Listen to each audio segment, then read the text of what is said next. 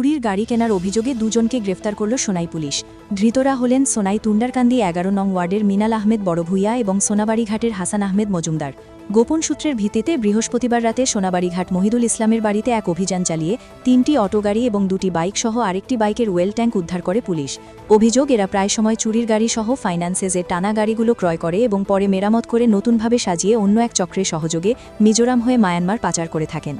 আগেও রাঙ্গিরখাড়ি পুলিশ এরকম অটোগাড়ি পাচার করার অভিযোগ কয়েকজনকে গ্রেফতার করেছে। সোনাই পুলিশের সূত্রে জানা যায়, শ্রীভূমিতে 2টি অটোগাড়ির চুরির অভিযোগে তদন্তে নামে সেখানকার পুলিশ। পরে তদন্তে থাকার অভিযোগে সোনাই পুলিশ তাদের আটক করে। এই চক্রের আরও জড়িত রয়েছেন বলে অনুমান করা হচ্ছে। শনিবার সোনাই পুলিশ ধৃতদের আদালতে হাজির করে। এই চক্রের সঙ্গে জড়িত অন্যান্যদের গ্রেফতার করতে তদন্ত শুরু করেছে সোনাই পুলিশ।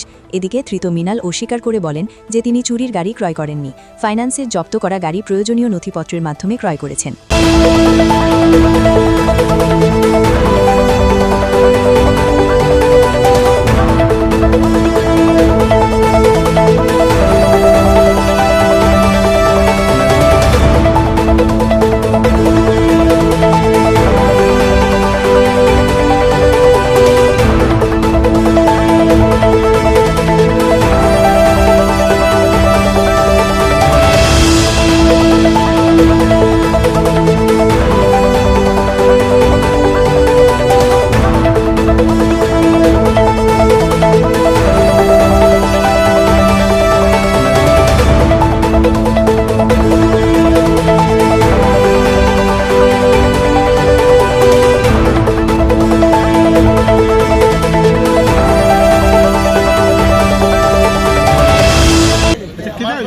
কিছু জিনিস আপনারা শুনিয়া লইন। শুক্রবারে রাত্রে 4টার সময় আমি লিগেল অনলাইন অকশনের গাড়ি কিনি।